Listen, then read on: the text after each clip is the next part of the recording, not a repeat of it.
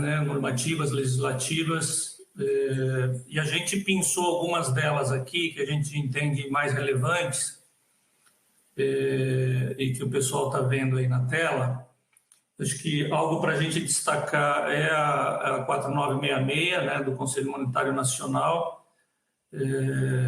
A gente tem um desafio muito importante aqui, né, com a adaptação que as instituições têm que fazer sobre os novos prazos de reconhecimento de receita, classificação de impairment, modelo de provisões.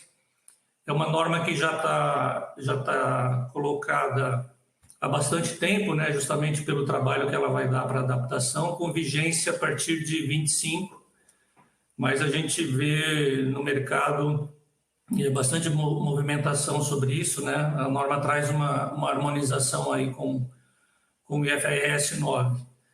Outra novidade importante você destacou um pouco mais, né, que é o CPC 50 para os contratos de seguro. É uma norma bastante ampla sobre o registro, mensuração, né, apresentação, divulgação dos contratos de seguros. Isso a gente deve ter novidade em breve aí da CVM. O marco regulatório de sustentabilidade da SUSEP, né, o número ficou meio feio aqui, né, 666 da norma, mas ela está aí estabelecida, né, uma tendência, né, de normas que está saindo, tanto de CVM quanto de Banco Central e SUSEP também. O marco legal dos ativos virtuais, né, a lei 14.478, bastante importante aí para o mercado de criptoativos, trazendo aí especialmente alguns conceitos, um pouco mais focado no que se refere à tentativa de evitar lavagem de dinheiro, etc. Então, uma norma que estava sendo bastante aguardada. A nova regulamentação do câmbio também, agora de 23, a Lei 14.286, já era algo que estava sendo aguardado há muito tempo.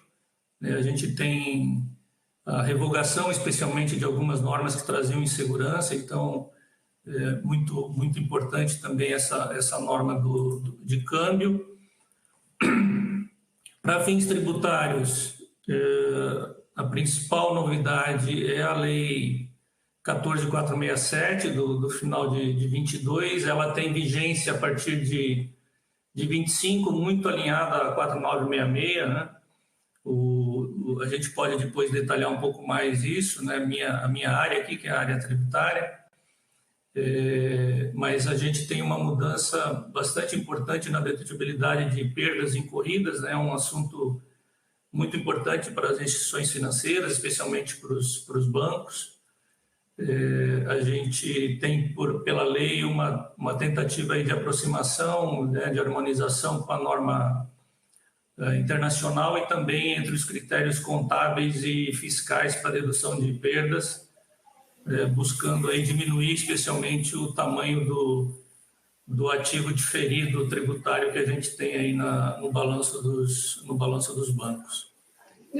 Só nesse ponto, então, isso é interessante. Então, além do que os bancos têm que implementar esses conceitos da norma internacional sobre a forma de medir as transações e registrar as receitas, registrar as perdas, isso também tem efeito tributário. Então, ou seja, você vai alterar sua contabilidade estatutária e, além disso, tem impactos fiscais juntos. Exatamente, Kiran. A lei vai, assim, de maneira geral, ela vai permitir uma dedução das perdas com aqueles créditos vencidos há mais de 90 dias. Né? Hoje a gente tem uma série de critérios para poder fazer a dedução das perdas, por faixa, né, de valor, do tamanho da perda, por prazo, se tem cobrança judicial, se não tem, etc. Isso tudo deixa de existir, né, e eu passo a poder deduzir fiscalmente num prazo bem menor e sem a burocracia toda que hoje a gente tem, que traz uma dor de cabeça e um trabalho muito relevante aí de conciliação, né, nas organizações. E para o estoque que a gente vai ter, que isso é muito importante, né? Porque eu vou ter um estoque de perdas não deduzidas na regra antiga em 24, em dezembro de 24. Esse estoque não vai ser deduzido imediatamente, até porque se isso fosse feito, eu geraria provavelmente um prejuízo fiscal importante na apuração do lucro, né, tributário, né, para fins do IR e da CS. Então, a lei estabelece que isso vai ser deduzido em parcelas, né, em 36 parcelas, a partir do mês de abril de 25. Então, é um processo de adaptação, mas a norma mesma prevê que isso vai ser diluído no tempo, né? Eu passo a implementar uma nova regra e o estoque que eu tenho em 24, ele vai ser diluído no tempo para não ter esses efeitos. E como a gente sabe, o prejuízo fiscal aqui no Brasil tem uma limitação de compensação. Então, isso poderia trazer, e ao mesmo tempo, eu teria que fazer o registro do crédito tributário, não mais sobre edição temporária, mas sobre o prejuízo fiscal, mas mostrando que eu tenho capacidade de utilizar esse prejuízo, e com a restrição dos 30%, talvez o efeito fosse o inverso até do que a norma prevê. Então, a gente vai ter um período aí longo de adaptação, mas essa adaptação já está estabelecida aqui, tá? Legal, ou seja, e parece que a transição não vai ser tão fácil, então. Exatamente. A gente vai ter uma adaptação, inclusive, de sistemas, de controles, né? Tanto contábil quanto fiscal, né? Como é que você captura isso, etc. A tendência é que no longo prazo isso fique simplificado, mas o in-between aí é que é o problema, né? Harmonizar isso tudo que vai trazer uma complexidade importante. E ainda de novidades regulatórias, a gente tem, no que se refere a riscos sociais, climáticos, ambientais, um arcabouço importante de normas. Você citou algumas delas, aqui acho que a gente não precisa entrar muito no detalhe de cada uma, mas só citá-las aqui, isso é bastante relevante. Então, a gente tem normas do Conselho Monetário Nacional, a 4943 e a 45, do ano de 21, né? As divulgações, a transparência que vai ter que ser dada, né? Os informes sobre estrutura de gerenciamento de riscos nessa área social, climática, ambiental, ela passa a ser exigido, né, das organizações. O Banco Central já trata disso também na resolução 151 do mesmo ano de 21. A 4944 também, e a resolução 139 do Bacen. Então, vocês veem que a gente tem um arcabouço importante de normas relacionadas a esse assunto. É muito importante que todas as organizações estejam atentas para esse tema aqui, tá bom? Legal. Legal, obrigado, Shmuel. Agora acho que a Catarina, você vai nos falar sobre Open Finance? Exato, então vamos lá, Kieran. Falando um pouquinho de Open Finance, né? O que é o Open Finance, na verdade, né? Ele é o sistema financeiro aberto. Ele permite aí que os clientes compartilhem, né? Concedam, autorizem, né, o acesso aos seus dados para diversas instituições financeiras, né, autorizadas pelo Banco Central. E a partir dessa permissão, né, e as instituições se conectam diretamente às plataformas das outras instituições, acessando os dados que foram autorizados pelos próprios clientes. Então, se antes eu tinha um cenário em que eu, correntista, né, me relacionava única e exclusivamente com o meu banco, hoje eu posso autorizar, né, que outras instituições acessem meus dados, né, e eu consigo, a partir daí, receber ofertas de serviços direcionadas ou mesmo consultar aí um catálogo de produtos e serviços que estejam aderentes ao meu perfil. Então, muda bastante o conceito, né, desse mercado, né? Então, o cliente ele se torna central dentro desse ecossistema e ele vai ter acesso a um conjunto de serviços adicionais aí que não são necessariamente ofertados pelo seu próprio banco, né? Então, essa é uma definição inicial. De forma complementar aqui, né? A gente tem uma mudança significativa quando a gente pensa na questão do acesso a esses dados. Então, hoje, as instituições elas têm acesso às informações de relacionamento, né? E antes, né, assim, com o Open Finance, as outras instituições vão começar a acessar essas informações, gerando aí um nível de competitividade muito maior.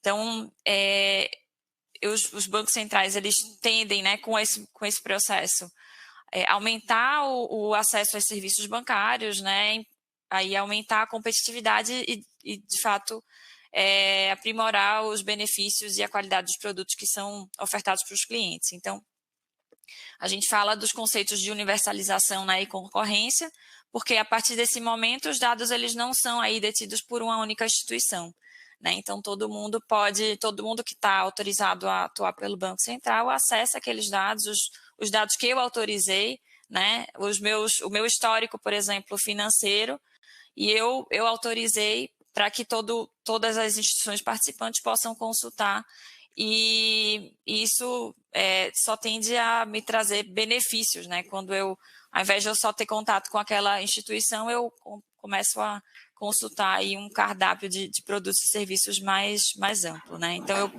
começo a comparar esses serviços, eu começo a demandar melhores condições, né? Eu começo a demandar uma melhor experiência nesse processo, e aí surge o desafio das instituições, de fato, de trabalhar com esses dados de uma forma otimizada, de prestar serviços que, de fato, venham a atender às necessidades mais específicas do cliente.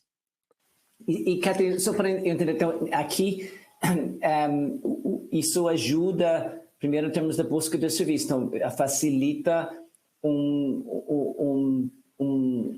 uma pessoa buscar empréstimo num banco, buscar cartão de crédito no outro, buscar, sei lá, seguros em outra e talvez contrato de garantia com outro. Então, tem uma forma de você acessar uma variedade de serviços dos lugares que te oferecem melhor qualidade.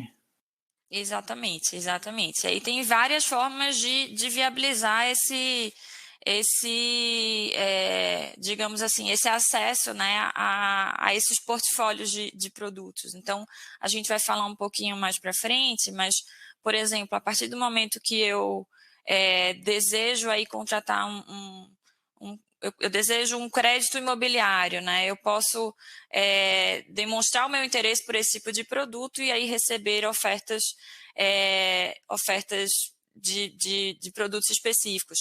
Também tem por exemplo, o surgimento de marketplaces de determinados tipos de produtos e serviços em que eu posso, né, acessar também e comparar por ali diferentes produtos de diferentes instituições. Tá? Então, assim, a gente tem muitos benefícios aí decorrentes desse novo modelo de negócio.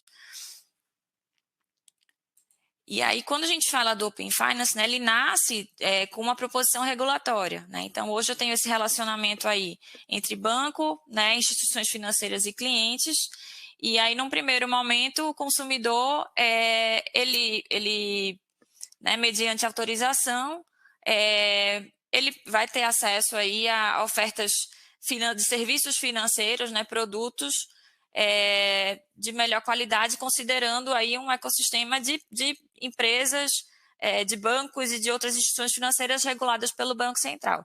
Mas quando a gente dá um passo atrás e vê assim, que eu tenho outras entidades envolvidas nesse ecossistema, eu passo também a integrar novos players aqui, né? Então, a gente está falando, por exemplo, de fintechs que podem prestar serviços e produtos assim mais direcionados que se plugam nesse ecossistema. A gente está falando, por exemplo, de outros players de plataformas tecnológicas, né? Então, muito do que a gente vê hoje das empresas que prestam serviços de automação e que melhoram a experiência do usuário, mas que se plugam também nesse ecossistema.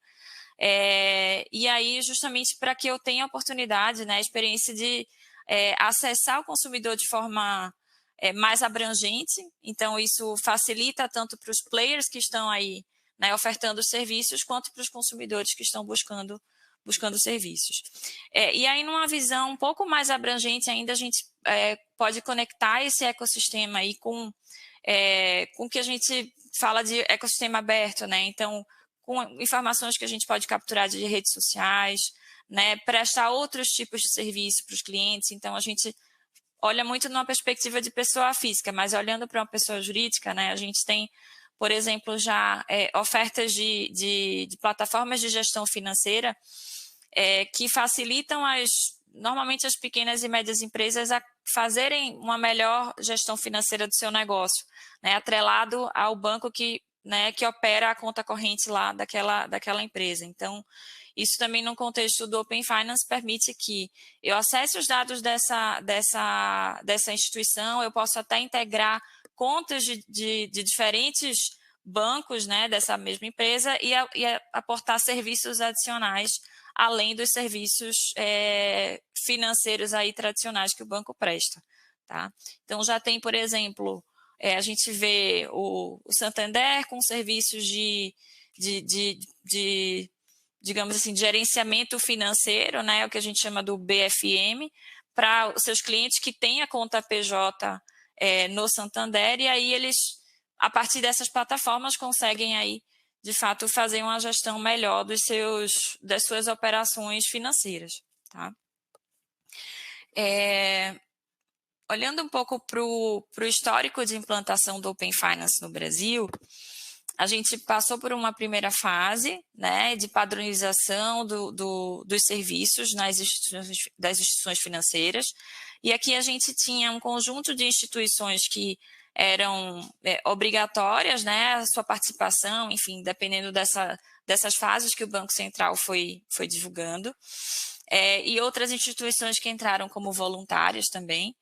E aí, dependendo da natureza e do porte dessa instituição, ela vai, né, ela foi e vem aderindo aí a essas fases que o Banco Central vem orientando e determinando. Tá? Então, num primeiro momento, houve a padronização dessas informações das instituições financeiras, né? Então, de fato, como é que estão os meus dados, como é que eu consigo estruturá-los de uma forma comparável e de acordo com as diretrizes que o Banco Central determinou, para a partir daí a gente ter o tratamento dos dados, né, numa fase 2, que são os dados cadastrais, os dados transacionais de contas correntes, de contas de depósito e outras contas aí dos usuários, né, então dos portadores.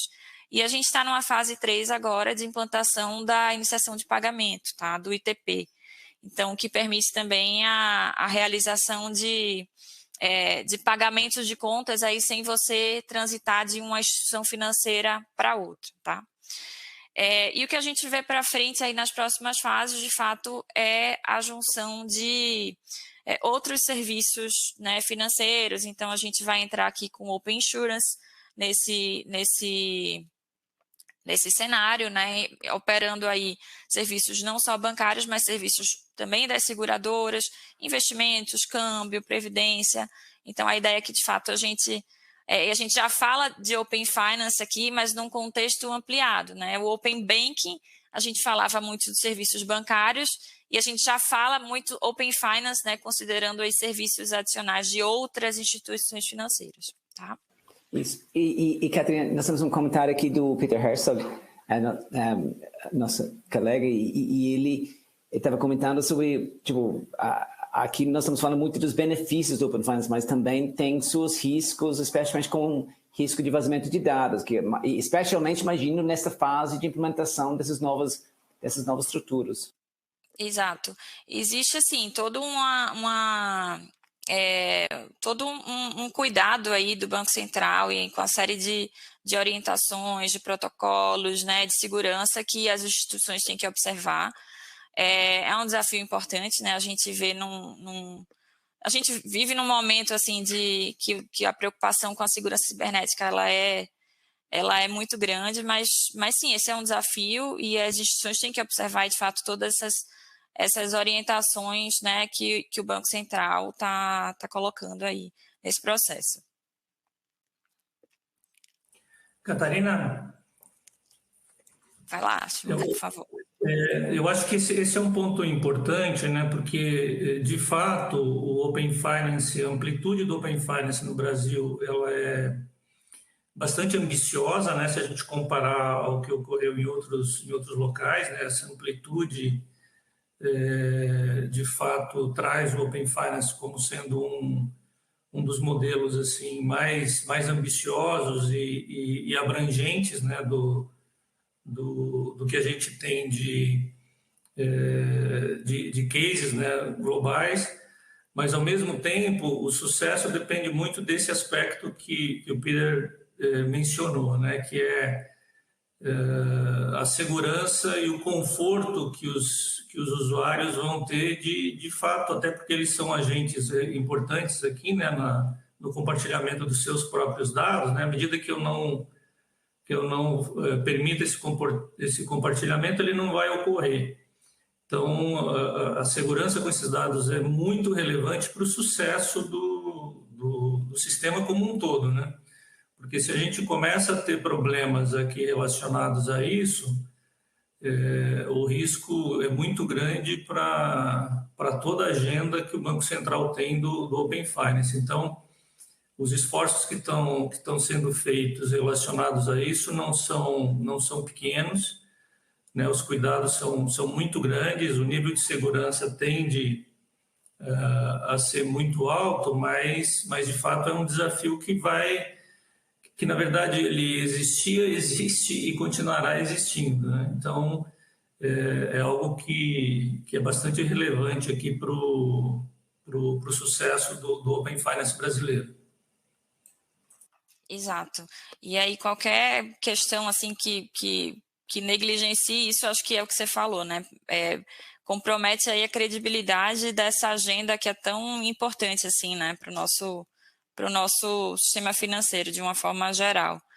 Então, é uma preocupação, né? Algo que, enfim, a gente está vendo, né, os nossos clientes olhando com cuidado muito grande. E a tendência é que isso cada vez se torne mais complexo, né? Eu acho que demanda aí um olhar especial, sim. Então, quando a gente olha para os benefícios, né, desse novo modelo, a gente entende que é uma transformação muito importante que ele está trazendo no sistema financeiro. Então, quando a gente olha numa perspectiva das instituições financeiras, né, eu tenho aí a oportunidade de criar novas receitas, né, acessar novos canais de distribuição, acessar o consumidor através de um ecossistema muito mais amplo, né, através desses novos modelos de negócio, né. Então, me associando, por exemplo, no marketplace de crédito imobiliário, como eu falei, né, ou mesmo, enfim, através de outros parceiros de serviços que eu possa aí ofertar serviços financeiros também. Eu tenho, como eu falei, a questão das parcerias, né? Então, ele, enfim, não tem barreira geográfica a partir do momento que eu defino essas parcerias, eu posso, inclusive, ampliar essa oferta para localidades assim de qualquer região do país, né? Eu tendo a ter uma eficiência maior, uma melhoria na satisfação do cliente, porque, de fato, como eu vou ter uma concorrência muito maior, né? A instituição que ela incentivando aí uma proposta de valor melhor para o cliente, ela vai ter uma maior eficiência, né? Ela vai se diferenciar por isso, né? Então, assim, a partir do momento que eu tenho acesso a vários tipos de produto e com por diversos players diferentes, então eu vou me diferenciar, né, ofertando uma experiência melhor para o meu cliente. Então, eu vou ter que ser eficiente, eu vou ter que ser rápido, eu vou ter que estar atento ao mercado, eu instituição financeira, né? Eu vou ter que olhar bem para a necessidade desse cliente que eu estou acessando os dados, ou cliente que eu já atendo. Eu preciso ser eficiente no cliente, para o cliente que eu já tenho, ou seja, o cliente que está na minha carteira, né? E que agora ele vai ter muito mais facilidade de acesso a outros produtos e serviços. Eu preciso, né, prestar o serviço de uma forma excelente aqui para poder mantê-lo dentro de casa e não perder esse cliente. E a construção de inteligência por meio de dados, né? Então, de fato, eu tendo essa competência bem robusta, né? Eu tendo essa competência bem construída dentro de casa, é chave para eu poder fazer uso desses dados. Então, eu preciso desenvolver isso para fazer um uso adequado e aí aumentar minha penetração de mercado. Então, isso é algo que para as instituições também precisa ser olhado com bastante atenção. Do contrário, eu vou ter algum outro player aí, algum outro concorrente que vai estar construindo aí informações e insights com base nesses dados. E aí eu tenho vários benefícios aqui numa perspectiva do cliente, né? Eu melhoro a experiência, amplio o acesso, né, a crédito, a outros serviços de uma forma geral, né? Eu estou compartilhando dados de forma simples e segura.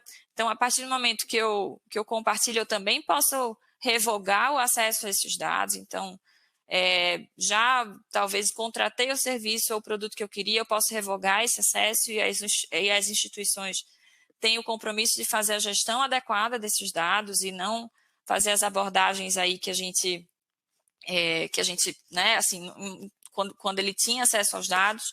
Os produtos eles se tornam muito mais personalizados, muito mais construídos para a necessidade daquele cliente, né? Porque eu tenho acesso a uma base de, enfim, informações muito mais robustas e eu me torno dona, eu enquanto cliente, né, me torno dona do meu dado, né? Para que a partir do momento que eu não queira mais acessar ou ser acessada para uma determinada oferta, eu posso revogar e aquilo, enfim, e não vou ser mais, digamos, acessada para isso, tá?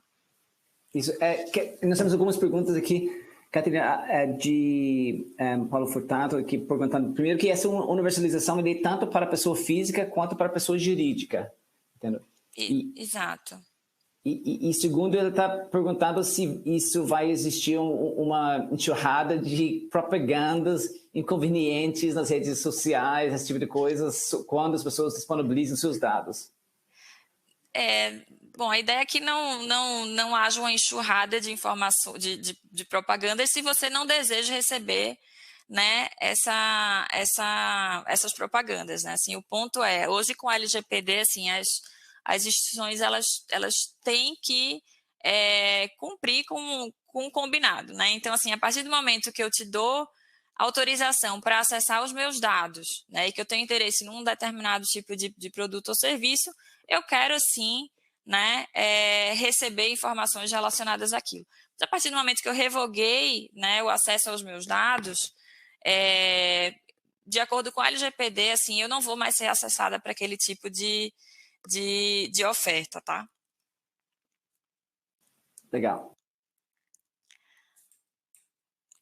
Então, a gente vê um crescimento, apesar de a gente estar numa fase inicial, assim, o ecossistema está em crescimento, a gente tem aí uma quantidade relevante de clientes, assim, apesar de a gente ter uma população grande, né, mas é um valor expressivo já de clientes que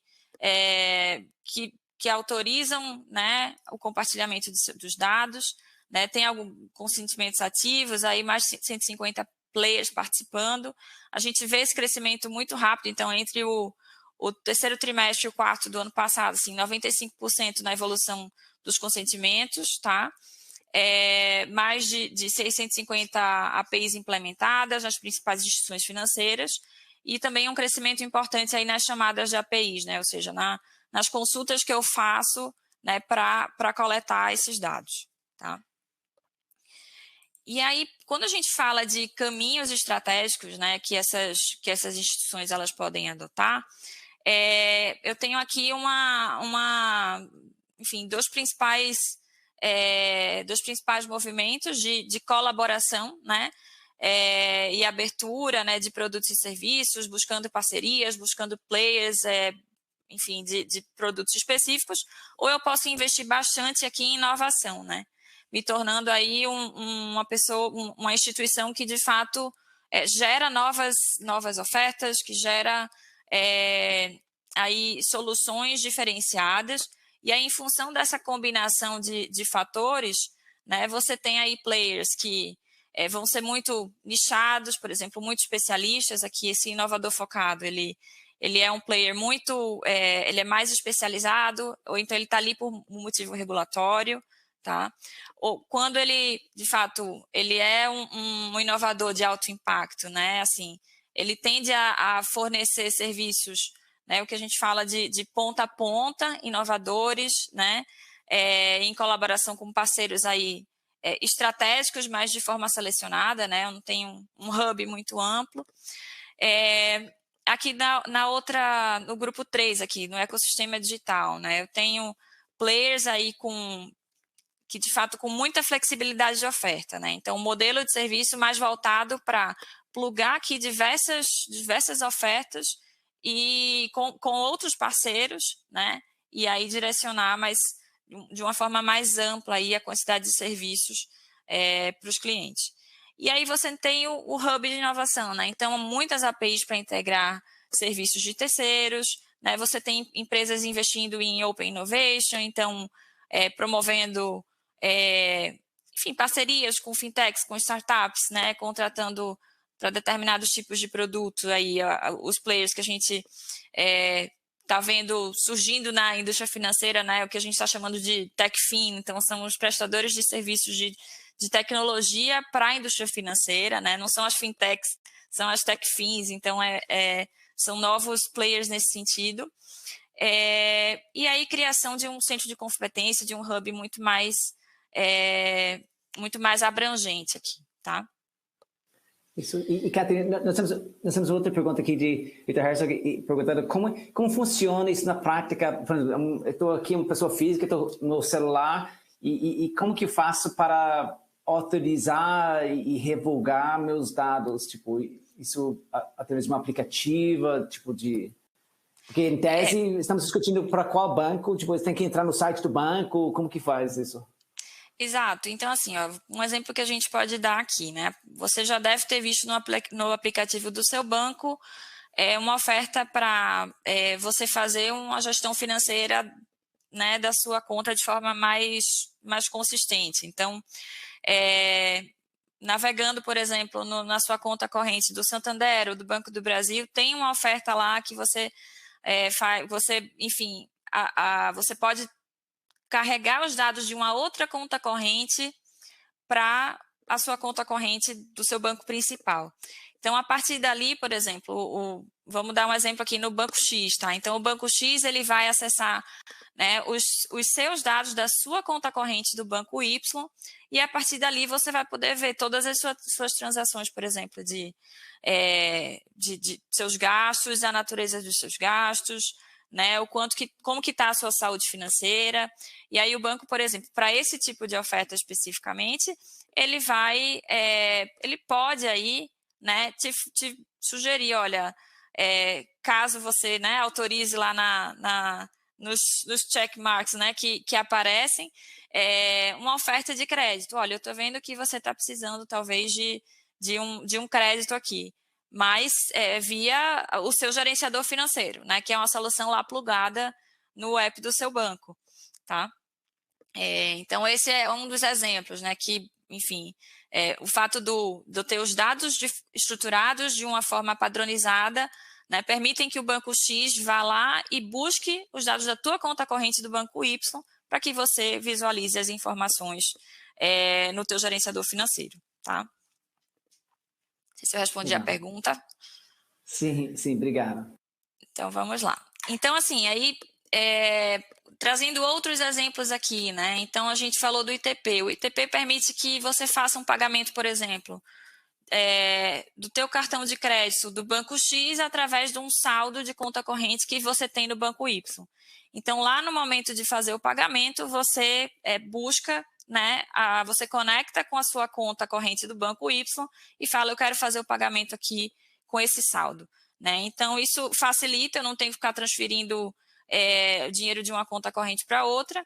Isso é só um dos exemplos, né? Mas eu também posso fazer isso, por exemplo, no checkout de um e-commerce, né? A partir do momento que eu quero fazer um pagamento no Pix, né? Então, eu estou lá no e-commerce e ao invés de eu passar os dados do meu cartão, eu acesso aí os dados da minha conta corrente naquele e-commerce sem ter que gerar um código de barras, gerar um link, abrir o meu aplicativo do banco e fazer o pagamento por Pix, esperar compensar e ter o pedido fechado, né? Então, eu posso fazer isso de forma mais simples, né, sem fricção, de forma mais ágil e aí melhorando a experiência do cliente. Aqui tem soluções de empréstimo sob medida, então, como eu falei, assim, a partir do momento que as instituições, né, acessam dados mais amplos do fluxo de caixa, eu posso aí, de fato, enfim, compartilhar meus dados enquanto pessoa física ou pessoa jurídica para ter acesso a melhores taxas, a ofertas menos burocráticas, né? E o fato da instituição, né, ter mais informações para gerar esse crédito, eu posso ser mais assertivo aí nesse processo e acertar, né, ter uma menor inadimplência e ter uma maior transparência no processo de contratação, tá? O gerenciador financeiro é um pouco do que eu falei, né? Assim, de fato, ele facilita o aperfeiçoamento aí dos modelos de concessão de crédito, mas ele é uma fonte de informação riquíssima aí para as instituições gerarem insights em relação ao padrão de gastos e padrão de gestão financeira que os seus clientes possuem. E o marketplace também, então, empresas que, né, ofertam vários, que consolidam aí, né, diversos serviços num único canal, e aí isso o usuário ele se beneficia com a facilidade de acesso a essas ofertas e a própria competitividade, né, que melhora aí o nível de serviço para o consumidor. Então, de uma forma geral, a gente vê vários exemplos de mercado, né, a gente vê os principais bancos entrando aí com essas soluções. Tem muito movimento, tem muito player aí que está sendo rápido, né? O que a gente fala para os nossos clientes assim, é que é importante a gente ser rápido nesse processo, né? Entrar logo e de fato, poder testar essas novas ofertas, essas novas soluções, né? Porque, de fato, é um mercado novo, né? A gente tem a gente tem um processo aí de experimentação nessas ofertas e quem sair primeiro, de fato, vai poder testar primeiro, vai poder conquistar os clientes primeiro e, enfim, fazer amadurecer nesse processo, tá? E aí, para concluir, pessoal, a gente queria só fechar aqui com alguns desafios desse Open Finance, né, para as instituições. Então, a integração dos canais digitais. Então, hoje você tem várias plataformas envolvidas, vários apps do próprio banco. Então, a jornada desse cliente ela precisa ser síncrona, né? Eu acho que é importante construir aí um roteiro para facilitar para o cliente. Tem toda a questão de governança de APIs, que são, de fato, as integrações, né, as trocas de dados entre as instituições e de acordo com as normativas do Bacen. A integração de ecossistema, então, definir de forma clara a estratégia de integrar com esses players do ecossistema, de forma a prover uma qualidade adequada, prover uma experiência adequada, observar as diretrizes de segurança, a questão da adequação à LGPD, né, para garantir que os dados eles sejam utilizados de forma controlada e segura, né? Então, isso é chave aqui, que as instituições observem as diretrizes de LGPD. Adaptar a estrutura de silos, né? Então, a gente sabe que hoje é um novo modelo de negócios, então as instituições tradicionais que trabalham de forma acilada têm um desafio importante aqui para olhar para o consumidor, né, no centro e que quer um produto diferente, né, que hoje não existe e assim, os bancos precisam se adequar mudar a forma de trabalhar para fazer essas ofertas mais direcionadas. O desafio da monetização desses novos produtos e serviços. Então, ok, eu vou ter acesso aos dados, né? Mas ter acesso aos dados pelos dados não é algo que necessariamente, né, isso não vai me gerar dinheiro. Então, o que é que eu vou fazer com isso? De que forma eu vou usar esses dados para desenvolver novos produtos e serviços? E a digitalização. Então, de ser rápido nesse processo, desenvolver novas soluções, testar, trazer o cliente para conversar e ir aprimorando sempre que for necessário, que houverem novas demandas. Então, aqui a gente conclui, né, com esses desafios e fica aberto aí para outras questões, outras perguntas que o pessoal tenha. Legal, obrigado, Catarina. Acho que eu vi que o Willer entrou aqui, conectou conosco, e Willer, a gente estava fazendo a autodescrição, e eu não sei se você quer se apresentar com a autodescrição, dar-nos uma explicação um pouco sobre sua experiência.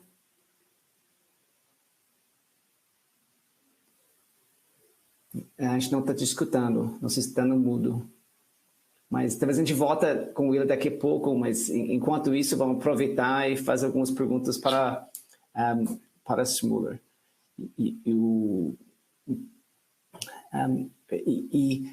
Aliás, talvez até antes disso, tem algumas perguntas aqui sobre... tem uma pergunta aqui do Luciana Custódio perguntando se tem alguma análise dos impactos dessas Open Finance e fraudes eletrônicos. Eu não sei se, Catarina, você tem algum comentário sobre isso, se existe alguma evidência de que, vindo dessa forma de operar como Open Finance, poderia aumentar o risco de... se existe alguma comprovação, vínculo direto de comprovação de fraudes eletrônicas. Pelo que eu sei, não tem esse tipo de análise por enquanto. Eu não vi ainda nenhuma análise nesse sentido, né? A gente pode dar uma pesquisada, mas eu acho que a gente está num momento assim que, de uma forma geral, né, a gente tem um aumento dos riscos de fraude. Assim, o fraudador ele também está usando, né, a inteligência e a tecnologia para aprimorar suas técnicas, né, de fraude. Então, mas eu não vi nenhum estudo assim correlacionando as duas coisas, tá? Legal. Bom dia, pessoal. Bom dia. Me ouve agora, Kira?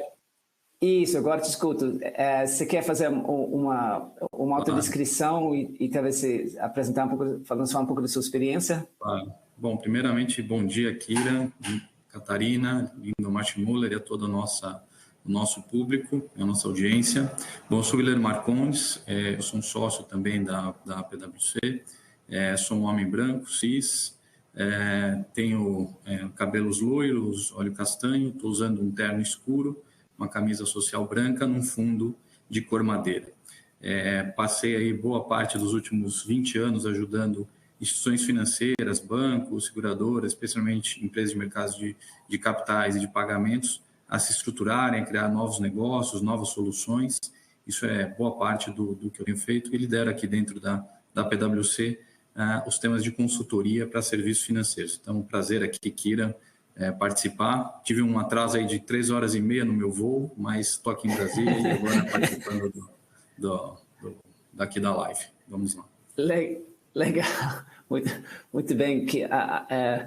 Muito obrigado por juntar conosco. Já que você está conosco e que seu voo já pousou, vamos aproveitar para te fazer algumas perguntas. O sistema de pagamentos do Brasil é diferente dos sistemas no exterior? E aí você poderia nos explicar um pouco sobre quais são essas diferenças? Sim, Kira. Acho que uma coisa que tem em comum, né, em boa parte dos países, né, é que todos eles funcionam muito similarmente quando a gente fala em cartões de crédito e débito, né? Então, acho que um papel que as bandeiras conseguiram globalmente desenvolver foi essa capacidade de criar modelos muito similares ao redor do mundo É claro que cada país tem sua especificidade regulatória, tem a sua especificidade tributária, contábil, mas as bandeiras conseguiram fazer esse negócio funcionar ao redor do globo.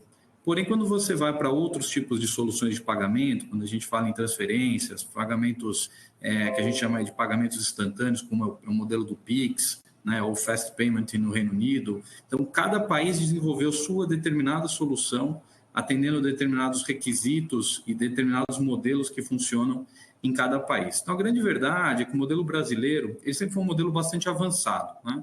Por várias razões, até pela questão de a existência de inflação, então você tinha que fazer com que o dinheiro entre um banco e outro circulasse muito rápido, as questões regulatórias, a forma como o Banco Central há muitos anos vem controlando os bancos e fazendo com que ele tenha uma supervisão bastante importante de todos os saldos. Então, os bancos brasileiros eles sempre foram muito regulados e bastante controlados e tecnicamente muito avançados. Isso até criou para a gente, no começo, só para fazer um paralelo, um certo dilema quando surgiu o Pix, porque a gente já tinha o DocTed, que funcionava bem, mas funcionava com limitações e com custo alto, né? E você ficava num dilema, fala, olha, eu tenho boas tecnologias, eu tenho soluções que funcionam, mas com determinadas limitações. Como é que eu faço e evoluo para um modelo de referência? Cada país tem seu desafio, o Brasil evoluiu bastante em termos do pagamento instantâneo, tem liderado aí temas de uso, né, de moedas digitais, tem um ecossistema do Open Finance que também está virando uma referência do ponto de vista global. Então, eu diria que, do ponto de vista de cartões, isso é muito similar a outros países. Quando a gente fala nas outras soluções todas, inclusive coisas bem particulares do Brasil, como o boleto bancário, é único aqui, você não tem na mesma escala e da mesma forma de utilizar em outros países. O pagamento em cartões por parcelas também é uma coisa muito particular do Brasil. A gente viu outros modelos surgindo, mas é uma particularidade muito específica do Brasil. Então, o Brasil realmente ele tem uma liderança em vários temas que nos últimos 5, 6 anos começaram a despontar em relação a parâmetros mundiais. E a gente tem observado realmente que o Brasil lidera aí essa fronteira, mas que tem desafios para integrar, por exemplo, coisas como pagamento instantâneo numa perspectiva global, né? O Pix, que foi desenvolvido no Brasil, não necessariamente vai conversar com outros modelos de pagamentos instantâneos. Então, há desafios ainda importantes, quando a gente olha uma perspectiva global, de fazer com que esses modelos, esses arranjos, conversem numa linguagem comum, Kira. Legal. E pode nos falar um pouco sobre compras a prazo e a importância desse conceito no mercado brasileiro? Sem dúvida, Kira. Acho uma ótima pergunta. Já por várias vezes eu ajudei players que queriam vir para o Brasil alguns anos atrás e eles não entendiam o nosso parcelado no cartão de crédito. É uma coisa bem particular que foi desenvolvida aqui no Brasil, né? O nosso modelo do parcelado loja e a importância que ele tem no financiamento do consumo. Tá? Para alguns setores, por exemplo, num posto de gasolina você não vai parcelar a sua compra, mas para alguns setores como, por exemplo, móveis, né, mobiliário, móveis, praticamente quase 100%, mais de 90% das transações são compras parceladas. Existe um financiamento importante do consumidor. Mas esse parcelamento ele não acontece exatamente na perspectiva de empresas, né? Globalmente, a gente viu que os países começaram a desenvolver modelos que eles chamam do Buy Now, Pay Later, né? O postergamento do pagamento no momento da compra, né? Que é muito similar ao nosso parcelado, com uma série de aspectos que o diferenciam, mas do ponto de vista de financiamento do consumo, ele tem esse mesmo objetivo. E aqui no Brasil, de certa forma, o nosso parcelado com cartão resolve uma parte desse problema, pelo menos para aquelas pessoas que têm acesso ao cartão de crédito, ele tem essa possibilidade de financiar via lojista e o lojista já está acostumado, dentro do preço que ele pratica, a oferecer aquele parcelamento. Então, o parcelado ele é importante, mas ele só pega a ponta da pessoa física. Se a gente parar para pensar que existe um mundo de consumo de pessoas jurídicas, compra entre empresas, a necessidade de fazer o parcelamento, então existe ainda uma oportunidade aqui no Brasil, do ponto de vista de negócio, de explorar modelos de parcelamento, de postergação do pagamento como o Buy Now, Pay Later, ou de financiamento de cadeias de suprimento, quando a gente fala de relações de compras entre empresas. Tá? Então, existe sim um modelo bastante avançado, mas ainda há um conjunto de oportunidades para quem está olhando essa indústria, especialmente quando a gente fala em pessoas jurídicas e compras entre si. Legal. E pode nos falar um pouco dos formatos principais de pagamentos e as diferenças entre eles? Claro, com certeza, Kira. Bom, a gente tem os modelos tradicionais, né? Se a gente for pensar, o pagamento em si ele é sempre uma ordem, né, de transferência de alguém que está fazendo uma compra para alguém que vai fazer um recebimento. A forma como isso vai circular, através de arranjos abertos, arranjos fechados, entre bancos, entre contas de pagamento, entre entidades, isso varia, isso tem N formatos de que você consiga fazer esse recebimento na perspectiva de quem está vendendo, né? Aqui no Brasil, a gente tem o boleto bancário, ele se tornou um mecanismo importante, né? Ele está integrado com os e-commerces, ele está integrado com sistemas de pagamento, com sistemas de ERP das empresas. Então, ele se tornou uma ferramenta importante. Existem bancos aqui que operam integralmente só através de cobranças de boleto bancário, né? É claro que eles estão evoluindo esse modelo, mas só para destacar a importância em que o boleto bancário tomou dentro do ecossistema brasileiro. Além do boleto bancário, você vai ter outras soluções aqui, correndo o risco de esquecer alguma, mas você vai ter desde transferências entre contas, né, o débito direto, transferência entre contas, você vai ter modelos de transferência DOC e TED, que tinham um análogo a uma transferência quase instantânea, mas com algumas checagens e validações adicionais e com limitações de horário.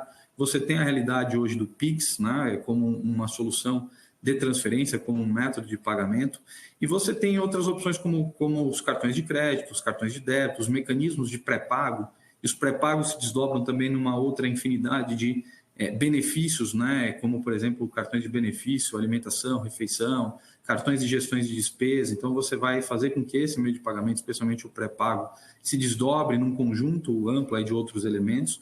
A gente viu surgir as wallets, então é bastante comum você ir num ponto de venda, encontrar um QR Code e poder fazer um pagamento através de uma wallet, aí sem nominar nenhum player, mas é bastante comum você ver players que operam mecanismos de wallet, né, dentro de modelos de arranjo fechado. Já existem diversos sites, até operações físicas que aceitam pagamento com bitcoins, então bitcoins e outros tipos de criptoativos, né, bitcoin sendo uma desses formatos de moedas virtuais. Então você tem hoje uma infinidade de instrumentos de pagamento, sem esquecer, obviamente, do dinheiro.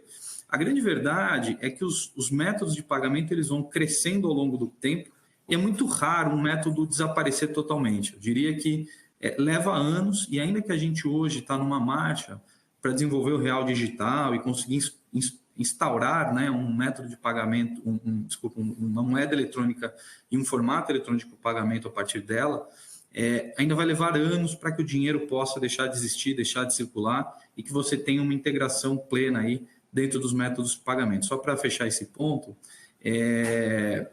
países nórdicos na Europa, né, Suécia, Finlândia, entre outros, já vem há muitos anos discutindo o fim do dinheiro, mas eles não conseguem cravar quando eles vão deixar de usar o dinheiro em espécie, exatamente porque essa cauda longa sempre existe um público que ainda tem uma necessidade do uso da moeda em espécie, e ainda tem um público que é restritivo ao uso de canais eletrônicos, então é sempre difícil você substituir um método, mas o que a gente vê cada vez mais é que novos formatos de pagamento vão se juntando e as empresas e as pessoas têm que ter essa habilidade de cada vez mais trabalhar com N formatos, né? A gente não pode ser restritivo.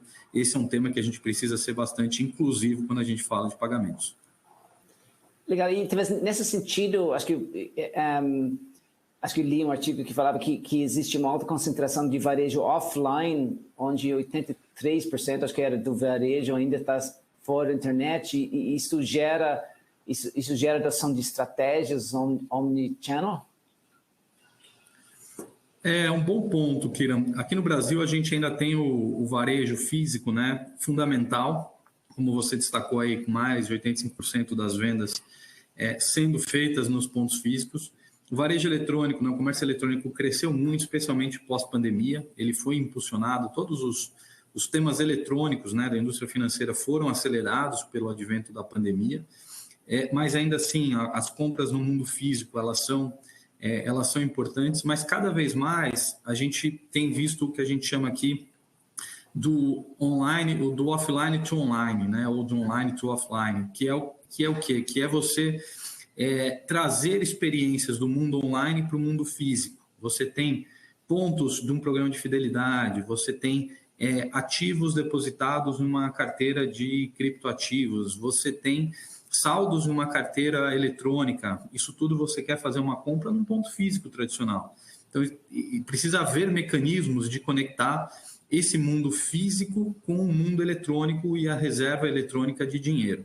Além disso, né, como você colocou, e aí entrando aí mais uma perspectiva de experiência do cliente, também do ponto de vista da lógica opera física e online, existe sim uma demanda do consumidor que quer comprar no mundo físico e receber através de uma experiência muito parecida com online na sua residência, ou que compra no online e vai fazer uma retirada no mundo físico. Então, como você integra essa experiência também é bastante importante de conectar o mundo online no mundo físico, mas na perspectiva do pagamento é fazer o que a gente chama aqui do O2O, conectar o offline com o online e vice-versa, para que você consiga pagar como se você tivesse uma experiência muito parecida com o online, mas no mundo físico. E óbvio, né? Quando a gente fala de mundo físico, sem pensar em fila, sem pensar em demora, num check-out, como é que você faz a experiência cada vez mais ser uma experiência fluida, se possível até sem mesmo tirar um cartão, um celular do bolso e você possa fazer o pagamento. Né?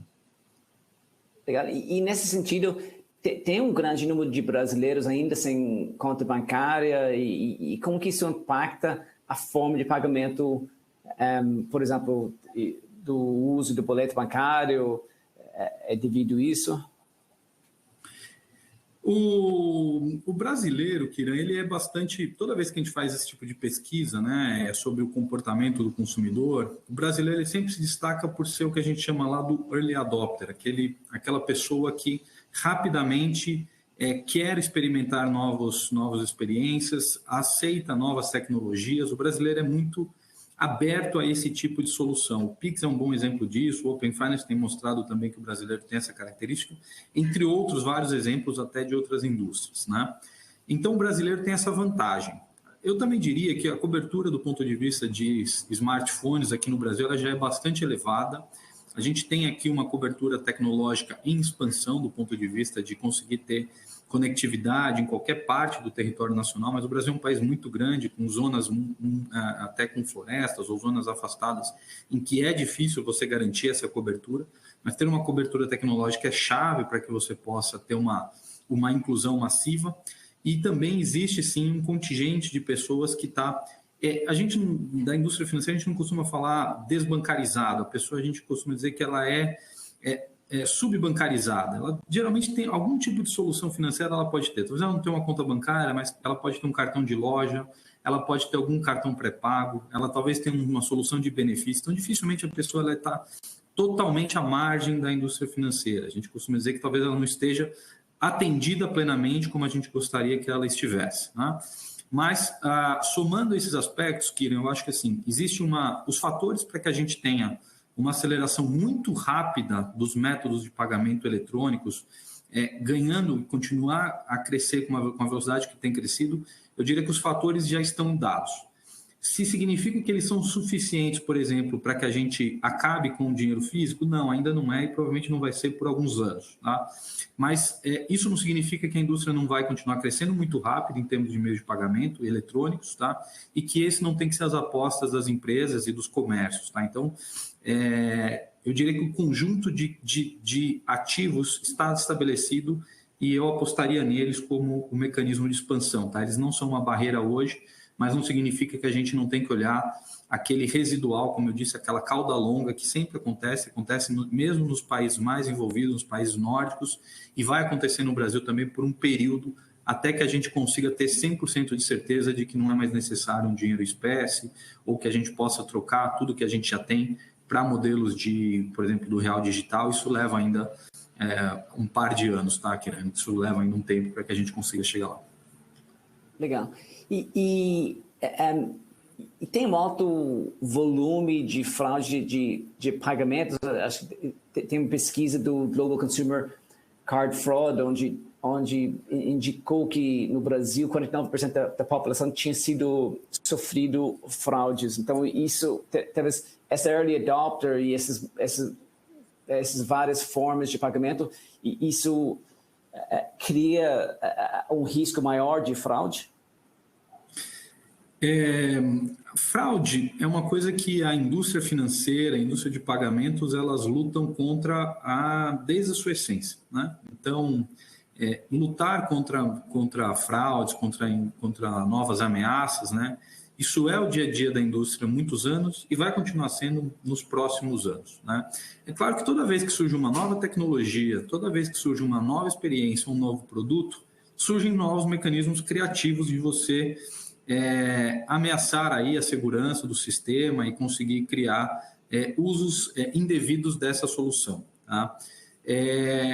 Então, sim, se a gente parar para pensar que toda vez que surge uma nova tecnologia, um novo produto, ele é uma ameaça? Sim, ele é, mas a indústria tem que rapidamente, como tem feito, corrigir aí deficiências, falhas, né?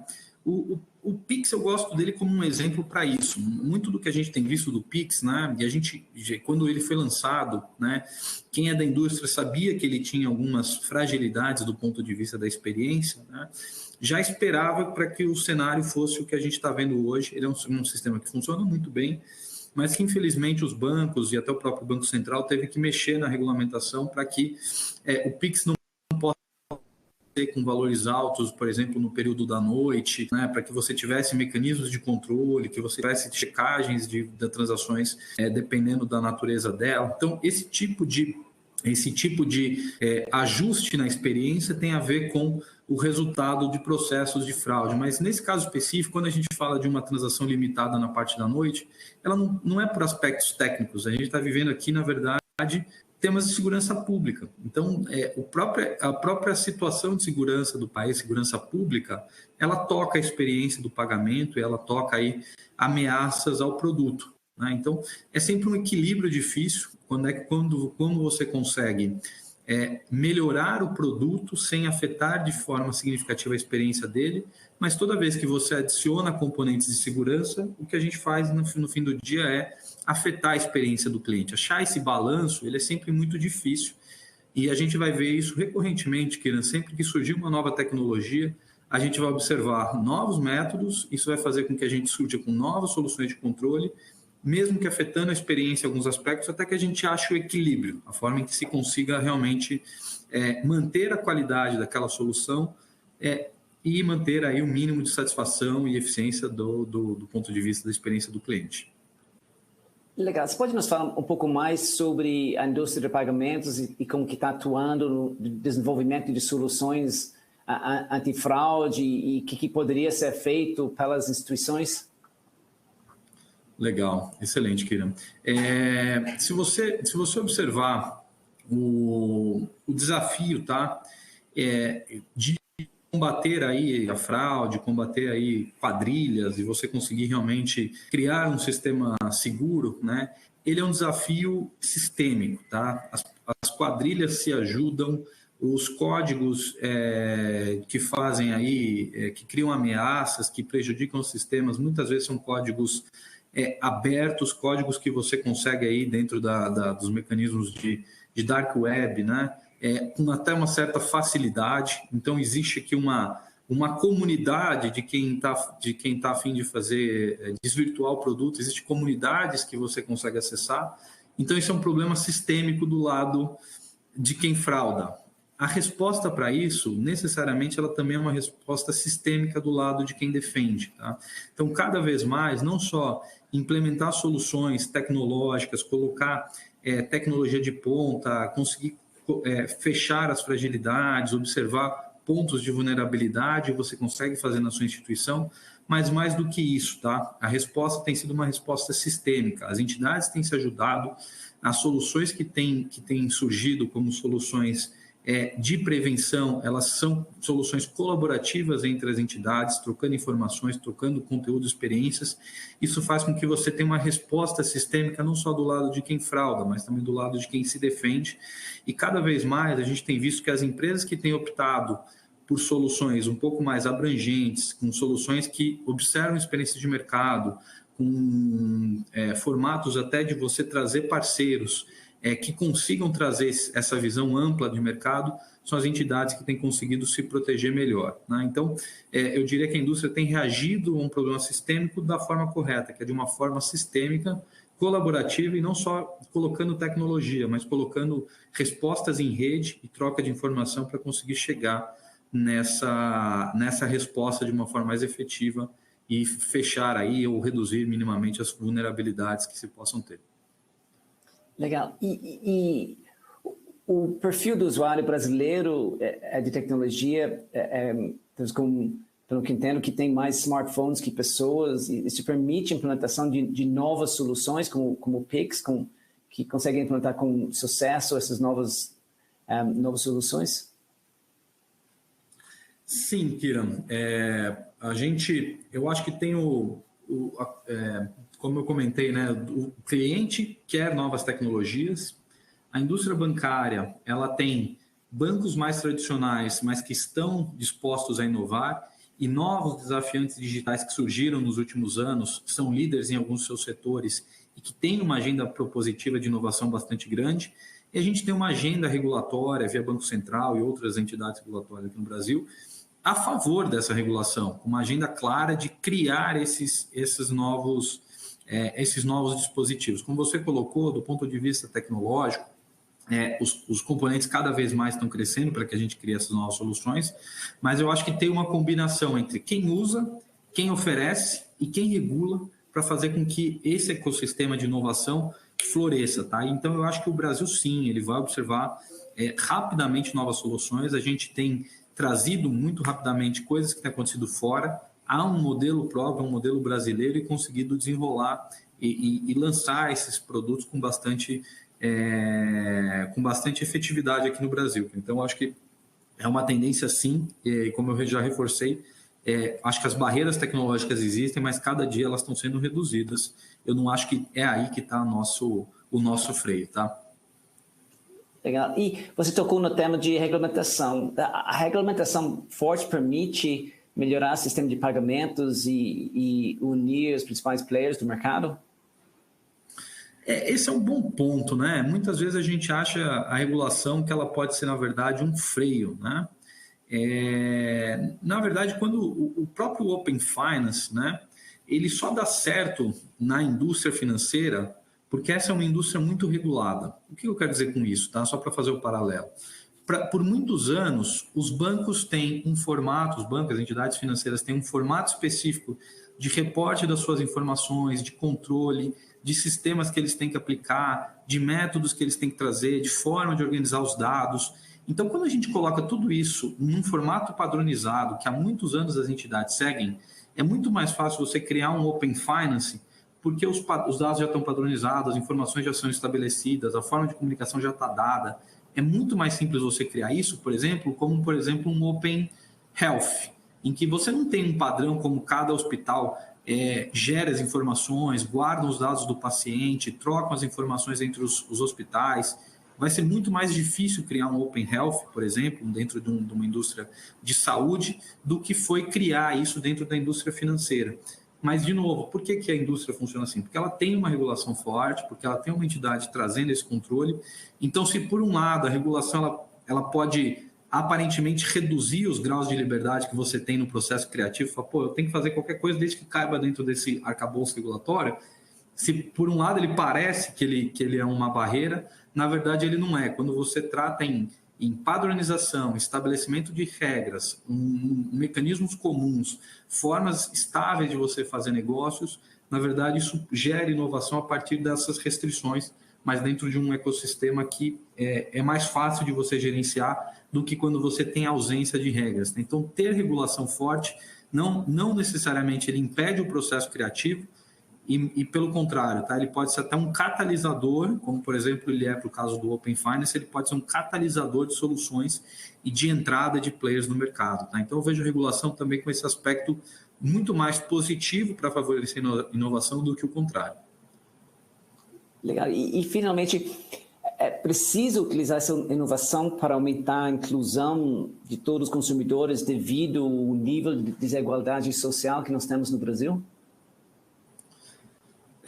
Sim, Kiran. Inovação é importante, tá? Para que a gente possa chegar em mecanismos de atender esse público a um baixo custo, né? Eu acho que muito já foi feito, por exemplo, todo o surgimento das contas de pagamentos que são uma proxy aí de uma conta bancária, mas num formato mais barato, num formato simplificado. Mecanismos de captação de fundos hoje que transcendem aí entre pessoas, novas formas de captação de recursos. Tudo isso ajuda que a gente tenha um produto barato.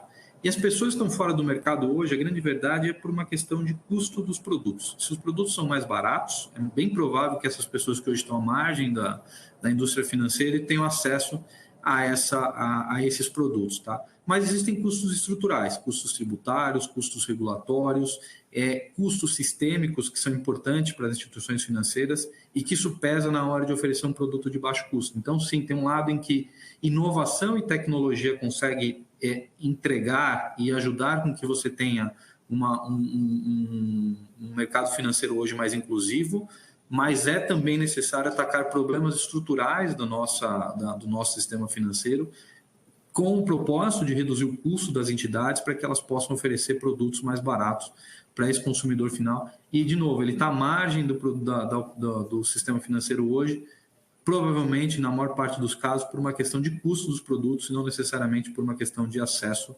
tecnológico. Tá? Legal, excelente. Muito obrigado, Willa. E agora vamos aproveitar e falar com o Shmuler. O Shmuler vai estar conosco? Estou aqui sim, Guilherme. Legal. O sistema brasileiro é focado nos grandes bancos e os fintechs estão ganhando terreno e os bancos digitais estão ganhando muito espaço no mercado também, dentro desse ambiente de inovação atual que nós temos? Bom, a gente sabe, né, o nosso sistema financeiro aqui no Brasil, ele é um sistema financeiro concentrado, né? Essa é uma constatação, né, um fato. Isso não significa que tem juízo de valor aí, né? Se a gente pega os 5 maiores bancos brasileiros, eles detêm aí em torno de 80% do crédito, 80% dos depósitos. Então, a gente tem um ambiente ainda concentrado. A gente vem, de fato, percebendo, pelo menos em volume, um crescimento importante das fintechs, né, das startups financeiras nos últimos anos. Se a gente pega os últimos 5 anos, a gente tem aproximadamente 500 novas startups do setor financeiro no Brasil. Hoje, em torno de 1.300 fintechs atuando aqui, e tudo isso baseado num ambiente que propiciou isso, né? Então, você falava com o Willer sobre os subbancarizados, né? Então, a gente teve aí um incremento importante de brasileiros que entraram para o sistema, muito ajudados aí pela pandemia, a necessidade de fazer esses contatos virtuais, né, com as soluções financeiras. Então, a gente tinha em torno de 165 milhões de brasileiros com acesso full aí aos bancos antes da pandemia. Esse número saltou aí para uns aproximadamente 190 milhões, então um incremento muito importante. Mas se a gente olha aí para quem pesquisa esse assunto, o Instituto Locomotiva tem alguns dados importantes sobre isso. A gente ainda tem em torno de 15%, 16% dos brasileiros que são subbancarizados. Então, esse é um dos fatores que tem propiciado aí o crescimento, né, do acesso via as fintechs e os bancos digitais no mercado. A gente tem um outro dado que é importante, que a gente tem no Brasil uma taxa de juros, especialmente nesse momento, né, tivemos no passado e agora, de juros muito altos e um mau uso do cartão de crédito, né? Então, de novo, olhando um pouco para as pesquisas que a gente tem a respeito disso, a gente tem em torno de 25%, 26% dos brasileiros que usam cartão de crédito, né? Sendo que as pesquisas mostram que 1/3 desses usuários não conhece, não sabe do limite do cartão, né?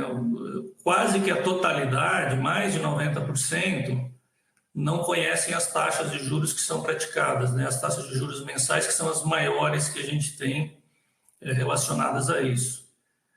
Ao mesmo tempo, mais de 90% desses usuários também admitem que tem o risco de gastar mais do que eles podem através do uso do cartão. E em torno de 40% deles, em algum momento aí da vida, já pagaram o valor mínimo lá da parcela do cartão e entraram nesse crédito que é o que tem um custo maior para cada um. Então, é um outro dado importante e um ambiente que facilita aí a atividade dos bancos digitais e das fintechs nisso, né? Também a gente mencionava o assunto de planejamento financeiro, né? Mais da metade dos brasileiros, também através de pesquisas, a gente sabe que admitem, né, que não fazem ou somente em algumas vezes dedicam tempo, né, para o controle da vida financeira. Então é um outro nicho que as fintechs têm atuado, os bancos digitais especialmente, obviamente os incumbentes também, né, os grandes bancos, mas é um nicho importante aí dos novos entrantes. A gente teve no final de 21 o marco legal das startups, né, que veio ajudar, né, para incentivar o empreendedor, né, a inovar, especialmente na abertura, na gestão das startups. Então, isso também contribuiu para que esse grupo entrasse aí no mercado. Nós falamos bastante, né, sobre PIX e Open Finance, duas iniciativas muito, muito relevantes do regulador brasileiro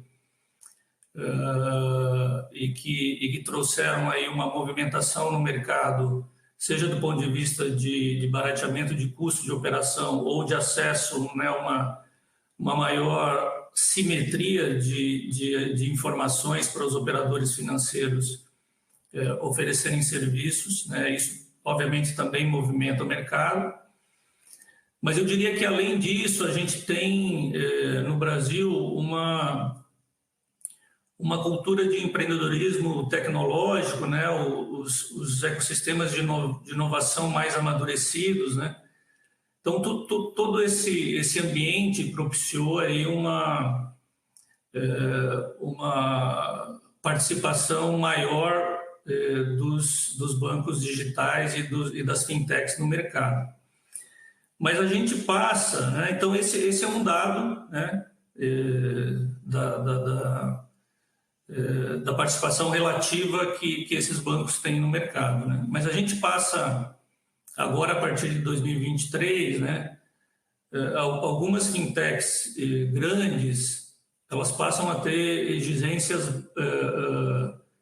de regulação, passam a ter as mesmas dos grandes bancos, né? Então, o que isso significa? Significa que um pouco da facilidade regulatória que elas vinham tendo e que facilitava, né, elas terem uma parte maior desse bolo, né, do crescimento aí, elas vão passar a ter um pouco mais de dificuldade agora. Então, se a gente pega os grandes players, né, digitais, como Nubank, uma PagSeguro e outros, né, eles passam agora a seguir uma regulamentação igual a dos bancos grandes, né?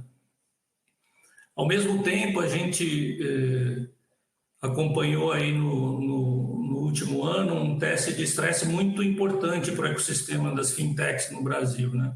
Elas vinham num crescimento, num amadurecimento muito, muito importante, mas como a gente percebeu aí uma situação econômica global deteriorada, né?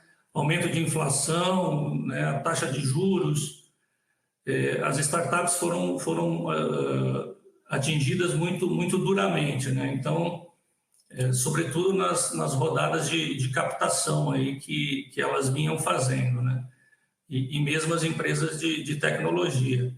Então, esses investimentos que nas startups no Brasil cresceram aí mais de 60 vezes na última década, né? Uma oferta muito generosa de capital, acesso à inovação tecnológica, todo o aspecto regulatório que eu mencionei muito favorável. Esse cenário muda, né? A gente vem percebendo aí que os aportes têm ficado cada vez mais difíceis, né? Conseguir novos aportes e inclusive para melhorar o caixa a gente tem lido aí um corte muito importante de colaboradores nessas entidades, né? Então, esse panorama desafiador para os bancos digitais e para as fintechs, ele tende a se manter aí, né, para o futuro, pelo menos aí a curto prazo. Vai ser um teste de resiliência importante para essas entidades. Então, a gente costuma dizer que o jogo acaba de ficar mais difícil e competitivo para essas entidades. Obviamente, a gente vai ter ganhadores e perdedores nesse processo, né? Então, tem, obviamente, um lado positivo nisso tudo que tem acontecido, né? Nós avançamos muito no Brasil na regulação, na infraestrutura, né? Então, nós mencionamos aí o PIX, o Open Finance, a regulação do mundo de cripto que chegou, né? De câmbio, está chegando aí o real digital. Então, eu diria assim, tem um avanço, Kiran, mas a gente passa agora a ter um ambiente muito desafiador para essas entidades, tá? Legal. E agora você estava falando que agora ficou mais difícil para os fintechs, mas e para aqueles bancos que já existiam, os tradicionais, como vindo desta concorrência do Open Finance e dos fintechs, como que eles conseguem manter a fidelização dos clientes deles nesse ambiente? Esse é um assunto relevante, né? Então, por tudo que a gente falou, né, especialmente com o assunto do Open Finance, a gente tem, né, um aumento significativo da concorrência, né, as novas tecnologias. Tudo isso tem feito que os grandes bancos repensem a sua forma de relacionamento com clientes, né? Então, o que a gente percebe é que os incumbentes têm usado aí vamos dizer, os mesmos princípios das startups, ou até se associado a algumas delas, né? Então, parte desses bancos, né, incorpora já padrões de acesso, né, de padrões de custo, de infraestrutura muito similares das fintechs, né? Então, ou há uma migração de modelos, né, para essas estruturas mais enxutas, com menor custo, etc., ou alguns dos bancos estão se constituindo já com essa visão. Então, eu diria que hoje, para fidelizar um cliente, né, para fidelizar as pessoas, é preciso ter muita informação do que gera valor, né, para aquele cliente. É preciso mapear o comportamento daquele cliente, né, porque é só com base nisso que você vai poder oferecer recompensas muito personalizadas para esses clientes, né? Você precisa ter plataforma que na verdade vai integrar esses programas, essa relação precisa ser simples, precisa ser muito segura, precisa ser conveniente para esse cliente. Então, o que a gente tem percebido na prática que algumas instituições têm feito na busca dessa fidelização, né? Primeiro, é um treinamento importante das equipes internas, né, no que se refere especialmente a gerar confiança na relação com o cliente, né? É preciso resolver rapidamente a demanda desses clientes. Então, ninguém tem tempo para ficar enrolado com um assunto financeiro com o banco que não se resolve. Então, precisa ter uma qualidade importante no atendimento. Isso é fundamental para se destacar aí na preferência dos consumidores. Então, tem um foco importante dos grandes bancos vinculados a isso. Essa comunicação com o cliente, ela precisa ser muito clara, muito precisa, precisa ser objetiva, né? Precisa ser uma comunicação segmentada. Ninguém gosta de ser enrolado, né? Então, a gente tem experiências aqui muito ruins no passado, mas está todo mundo olhando para isso com muito cuidado. Um outro aspecto que a gente vê também de iniciativa é os bancos buscando uma estratégia inovadora a partir do que ele tem de conhecimento, né, do comportamento dos clientes. Então, muitos algoritmos rastreando esse comportamento do cliente para entender o que isso impacta na estratégia de cada um, né? É preciso trazer solução para o cliente, antecipar, né, o que o cliente quer, o que ele pensa, né? E ter assim, ações muito focadas na necessidade individual desses clientes. Então, a individualização é, de fato, algo que tem sido perseguido, né? A gente menciona essa quantidade de dados que são gerados aí, os data lakes que os bancos têm, mas isso tudo tem que servir para gerar insights e prever comportamento, tendência de mercado, etc., né? Então, a gente vem percebendo também iniciativas de educação financeira, gerenciador financeiro trazendo uma confiança maior, né, e produtos mais personalizados também como um aspecto importante. Mas eu diria que tudo isso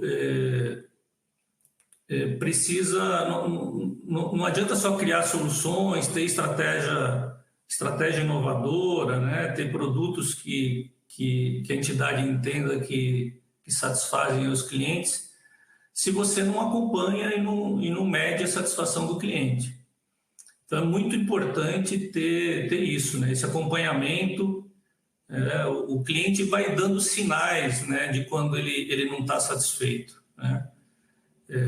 Ele diminui o uso do cartão, ele transfere parte dos recursos da conta para um outro banco, ele contrata uma operação de financiamento com um terceiro e não com o banco que ele costumava fazer. Então, assim, é muito importante que os bancos capturem isso na jornada do cliente para poder, obviamente, fazer o que precisa ser feito do ponto de vista da fidelização. Mas eu diria assim que nesse assunto a gente não está falando de uma corrida para ver quem vence, né? A gente está falando de uma maratona, na verdade, né? Eu entendo que os vencedores nessa equação aí, nessa busca por fidelização e de espaço, eles não vão surgir hoje, né? Agora, não vão surgir no primeiro ano, né? A gente está numa jornada de aprendizado aí, e tudo que está sendo pensado, testado, etc., vai ter que ser testado efetivamente na prática, né? É preciso ver a reação que esses consumidores vão ter aí diante desse novo ecossistema e dessas novas abordagens. Mas falando de competição, tem um dado que me chamou bastante atenção, eu até confirmei isso com o Banco Central recentemente, a importância que os bancos cooperativos vêm tendo no nosso sistema financeiro. Se a gente tira a carteira corporate, que esses bancos praticamente não atendem, né, ou atendem de maneira muito incipiente, e o imobiliário do FGTS, né, que está praticamente com a Caixa, o sistema cooperado já representa em torno de 12% do nosso sistema financeiro. 12%. Eles crescem a taxas muito superiores ao restante dos participantes do mercado. E se você vai para um nicho mais de micro e pequena empresa, os bancos cooperativos já representam 21% do nosso sistema financeiro. Então, acho que merece um destaque aqui para a gente olhar nessa competição também o trabalho que vem sendo feito pelos bancos cooperados. Tá? Então, de maneira geral, Kira, é isso. Legal, obrigado. E tem muita notícia recentemente os problemas que teve no setor bancário nos Estados Unidos, teve a questão do Silicon Valley Bank, tem os outros bancos europeus e isso traz um risco para os bancos brasileiros, eles têm os mesmos riscos, estão sujeitos a esse mesmo tipo de problemas que a gente está vendo no exterior? Então, Kira, esses eventos que você mencionou, eles, de alguma maneira, né, puseram à prova aí um pouco da regulamentação que foi feita aí pelo sistema financeiro global a partir da crise de 2008, né? A gente percebeu aí que o sistema está muito melhor posicionado para absorver esses momentos, esses choques adversos aí que têm surgido, né? Especialmente considerando o nível de capital e de liquidez desses bancos, né? E aí, falando especificamente do Silicon Valley, a gente, assim, o banco vinha dando sinais, né, do que ia acontecer, né? Mas eu acho que o importante é destacar o que foi a origem disso, né? Com a pandemia e a demanda por crédito reduzida nos Estados Unidos, o Fed ele autorizou os bancos a terem zero de reserva técnica do depósito à vista dos clientes. E aí o que aconteceu com o Silicon Valley? Ele passou a comprar ativos com esses depósitos, e obviamente em algum momento ativos de alto risco, né? E aí com o agravamento da crise aí, a partir de 22, aumento da taxa de juros, né, os investidores começaram a sair de renda variável, buscar renda fixa e começaram a retirar os recursos do banco, né, de uma maneira muito mais rápida do que se imaginava, né? E o banco teve que se desfazer de maneira antecipada dos títulos que ele tinha, né, da dívida pública do governo americano e realizando dessa forma prejuízo imediato, né? Então isso alertou obviamente os concorrentes que passaram a ter uma busca cada vez maior por retirada dos recursos que estavam lá. E aí a pá de cal, né, veio em 2023, quando o banco fez uma divulgação que ia disponibilizar pouco mais de 2 bilhões de dólares em ações, né, para o mercado, numa tentativa de recuperação, e na verdade isso gerou um efeito contrário, né? A desconfiança aumentou, a corrida de saques se tornou insustentável e a instituição ficou insolvente, né? Então, de maneira geral, foi o que aconteceu lá. Mas o que eu acho que tem de importante aí, né? A gente percebeu que o Fed agiu rapidamente, né? Então, criou um programa lá emergencial de 25 bilhões de dólares para solucionar o problema, garantir a liquidez. Nós tivemos um outro caso na Suíça, né, que todo mundo conhece. O Banco Central da Suíça já tinha anunciado que ia injetar liquidez no Credit Suisse com a crise que ele estava passando, e faria isso, né, mas o assunto foi resolvido lá pela aquisição do UBS. Então, eu diria que o nosso sistema bancário aqui do nosso lado é um sistema bancário muito, muito sólido, né? Nós temos aqui no Brasil uma regulação que é até mais restritiva do que a regulação dos Estados Unidos e de alguns outros países, né? Isso traz para o Brasil, para os bancos brasileiros, um histórico de solidez muito forte, né? A gente praticamente não sofreu com a crise de 2008 e agora, assim, claro, quando um banco tem uma situação de falência, isso gera um alerta para os investidores, o mercado como um todo, né? E isso gera uma venda de ações de instituição financeira no mundo todo. Não foi diferente no Brasil. algumas ações de bancos aqui no Brasil sofreram, mas nada muito relevante. Eu acho que o risco de contaminação aqui para o Brasil é muito, muito baixo, né? Eu acho que por alguns motivos, né? O primeiro é que a nossa regulação de títulos disponíveis para venda,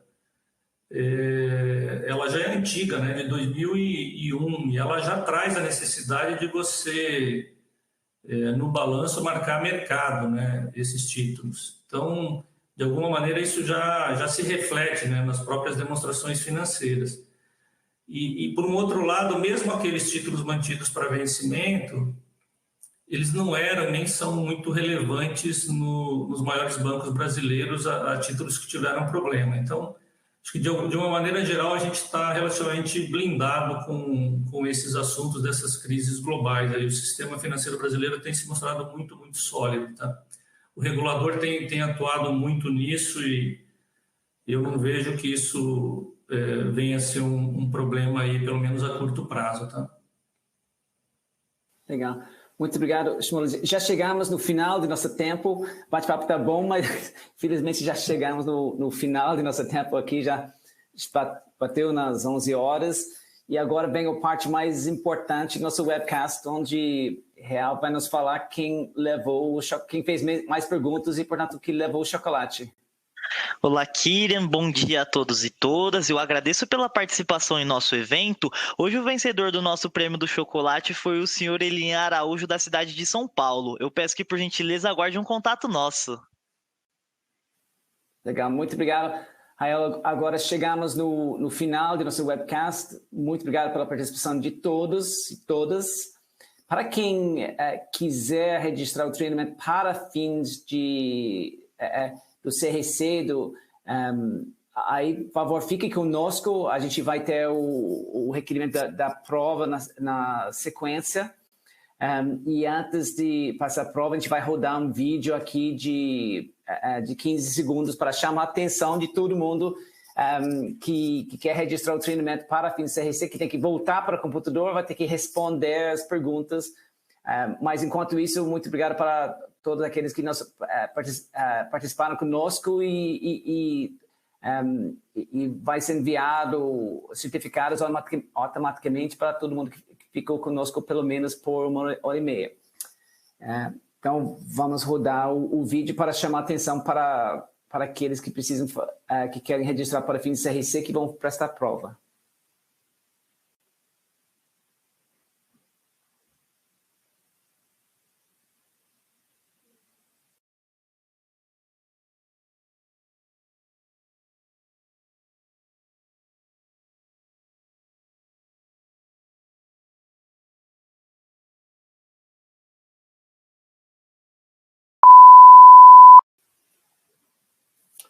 Legal. Então, agora nós temos a prova para fins do CRC. Quem estiver conosco, você vai receber na sua tela 4 perguntas. Você precisa acertar 3 das 4 perguntas. Mas se você não conseguir pela primeira vez, não se preocupa, porque você vai ter a segunda chance. Vai repetir as 4 perguntas, então você vai ter a segunda chance para responder essas 4 perguntas. Então, agora deve estar aparecendo na sua tela a primeira pergunta, que é qual que é o nome da norma contábil mais recente que trata de instrumentos financeiros e que é equivalente ao FS 9. Aí tem as várias opções. Enquanto isso, vale a pena dar uma reflexão sobre nesse webcast de hoje. Nosso webcast de hoje tratamos do setor financeiro, das instituições financeiras, do mercado bancário no Brasil. Discutimos os temas vinculados com Open Finance, qualquer cronograma do Open Finance, onde que nós estamos, para onde que vai, quais são os serviços que seriam cobertos pelo Open Finance no futuro, quais são os benefícios que tem no Open Finance, quais são os desafios que tem. Discutimos também o sistema de pagamentos, quais são as várias formas de pagamentos, quais são as diferenças entre eles, quais são Na verdade, falamos ainda que está chegando no Brasil o conceito de moeda digital, ou seja, vai aumentar o nível de pagamento digital. Ainda assim, moeda em espécie é muito difícil para você desativar, tirar do sistema moeda em espécie, especialmente num país, no Brasil, onde tem muitos que não têm acesso de um sistema, um smartphone, o computador. Então, discutimos também os vários desafios que tem no setor bancário, discutimos os fintechs, os bancos digitais, discutimos os bancos tradicionais, a amplitude de serviço que existe, que está sendo oferecido atualmente, como que o Open Finance está alterando isso, e discutimos algumas visões para o futuro, e como sempre, quando você tem inovação, quando você tem novos serviços, também discutimos o grande desafio que existe o risco de transações fraudulentas, do risco de proteção de dados, da Lei Geral de Proteção de Dados. Então, discutimos esses temas dentro do sistema financeiro brasileiro. Então, em resumo, foram os temas que discutimos hoje. E agora, só para... em termos de... eu queria agradecer a todo mundo que nos mandou comentários. Se a gente não conseguiu responder seu comentário, você pode mandar direto para nossos panelistas de hoje. Então, agora está na tela os e-mails dos panelistas de hoje, onde você pode entrar diretamente em contato com eles. Eu gostaria de agradecer os comentários de nossos participantes. Tenho aqui, especialmente, perguntas de William Silveira, tem de Carlos Camas, tem de Eliane Araújo Rocha, que ganhou no chocolate, Paulo Aracaki, temos de Ângela de Oliveira, Marcelo Lopes Filho, Denise Bandeira de Mello, de Almeida Furtado, de Renato Marchetti, e dos outros, que agradecem muito os comentários enviados e de novo, pode entrar diretamente em contato com nossa equipe se a gente não conseguiu endereçar seu tema de forma adequada. Aí, falando sobre seu lembrete para a semana que vem às 9 horas, nós vamos falar sobre o mercado imobiliário, e aí vamos trazer vários especialistas para falar sobre os vários aspectos. E até por isso que eu nem pareço nessa foto, porque nós temos 5 especialistas aqui, porque a gente vai falar sobre os temas contábeis do mobiliário, se vai ser tratado como ativo fixo, pode ser propriedade de investimento, e quais são as regras referentes a isso. Vamos discutir os estruturas utilizados, vamos discutir as formas de valorização de imobiliário, seja via fundo de investimento, seja via propriedade para investimento, seja via imobilizado, quais são as várias formas de valorização.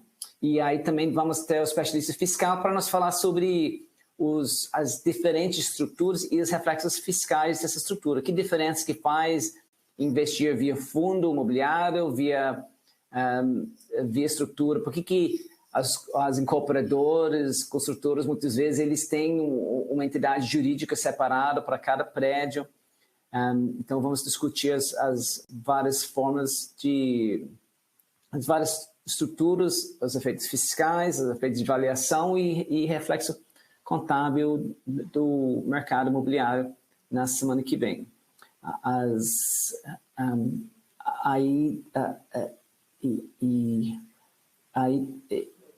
E aí nós já temos aqui nossos panelistas. Acho que para você se inscrever, já está aberto para você se inscrever, pode ou acessar, se você baixa agora, você pode baixar essa apresentação, você vai ver aqui nesse slide embaixo, você vai ver o link, ou você pode ir no nosso site, Você busca no internet PwC Brasil, Novas Perspectivas, vai te puxar para nosso site na internet, onde tem lá os detalhes do nosso próximo evento e onde você pode inscrever.